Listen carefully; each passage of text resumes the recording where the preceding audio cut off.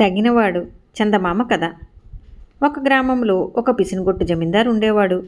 అతని దగ్గర ఏ కూలివాడు పట్టుమని 10 రోజులు పనిచేసేవాడు కాడు. ఎవరైనా నిలకడగా పనిచేసినా పని పూర్తి కాగానే జమీందారు ఏదో కిటుకు ఉపయోగించి కూలి డబ్బులు ఎగ్గొట్టేవాడు. కానీ రామయ్య అనే అమాయకుడు జమీందారు గారి తండ్రి కాలం నుంచే ఆ ఇంట చాకరీ చేసినవాడు కావడం చేత జమీందారు ఇచ్చినా ఇయ్యకపోయినా పాత విశ్వాసంతో చెప్పిన పనల్లా చేస్తూ పోయేవాడు. జమీందారిచ్చే కొద్దిపాటి కూలి డబ్బులు రామయ్యకు ఏ విధంగానూ సరిపోయేవి కావు. ఒకసారి జమీందారు ఏదో నెపం పెట్టి రామయ్య నెల జీతం పూర్తిగా ఎగ్గొట్టాడు. ఆ డబ్బు కోసం గంపెడు ఆశతో ఎదురుచూస్తున్న రామయ్య ఉత్త చేతులతో ఇంటికి తిరిగి వెళ్ళాడు. అది చూసి అతని పెళ్ళాము పిల్లలు చాలా వ్యధ చెందారు. రామయ్య కొడుకు భీమన్న 14 ఏళ్ల కుర్రవాడు. ఇది ఏమాత్రమూ సహించలేకపోయాడు. వాడి తండ్రితో, నీ కూలి డబ్బులతో మనం బతకలేం, ఇక నువ్వు విశ్రాంతి తీసుకో, రేపటి నుంచి నేను పనిలోకి పోతాను అన్నాడు. మర్నాడు పనిలోకి వచ్చిన భీమన్నను చూసి జమీందారు, నువ్వెవరు అని అడిగాడు. రామయ్య కొడుకును, నా పేరు భీమన్న అన్నాడు భీమన్న. మరి మీ అయ్యకేమైంది అని జమీందారు అడిగాడు. ఇక నుంచి పనిలోకి నేనే వస్తూ ఉంటాను, మరో నెల మాత్రం మీ వద్ద పనిచేద్దామనుకుంటున్నాను, నెల ముగియగానే నాకు జీతం ఇచ్చి పంపేయాలి అన్నాడు భీమన్న. వాడు గడువు ఏర్పాటనేసరికి జమీందారుకు పుట్టెడు ఆశ కలిగింది. ఎందుకంటే తాను మోసగించడానికి ఇందులో అవకాశాలు ఎక్కువ.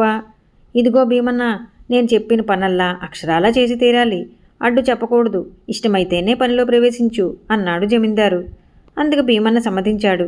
భీమన్నకు సాధ్యం కాని పని చెప్తే వాడి పని పూర్తి కాకుండానే మానుకోవచ్చు. అందుచేత జమీందారు వాడికి మొక్కజొన్న చేనుకు నీరు పెట్టడము, కాపలా కాయటమో చెయ్యమని చెప్పాడు.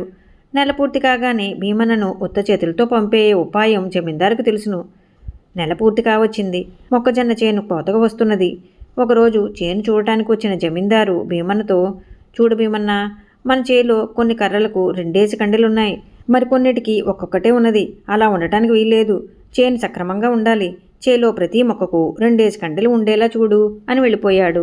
తన తెలివికి తానే అబ్బురపడుతూ. భీమన్న తనలో తను నవ్వుకున్నాడు.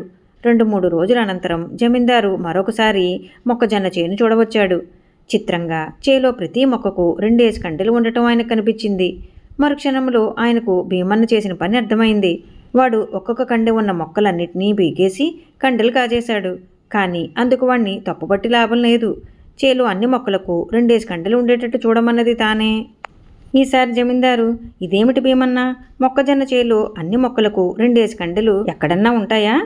ఇది అసహజం కాదు, మన చేను అన్ని చేలు ఉండేలా ఉండేటట్లు చూడు అని వెళ్ళిపోయాడు. వెంటనే భీమన్న కొన్ని మొక్కల నుంచి ఒక్కొక్క కండె విరిచి ఆ కండెలను కూడా బస్తీకి పంపించి అమ్మించాడు. మర్నాడు చేను చూడడానికి వచ్చిన జమీందారుకు కొన్ని మొక్కలకు ఒక్కొక్క కండె మాత్రం ఉండడం కనిపించింది.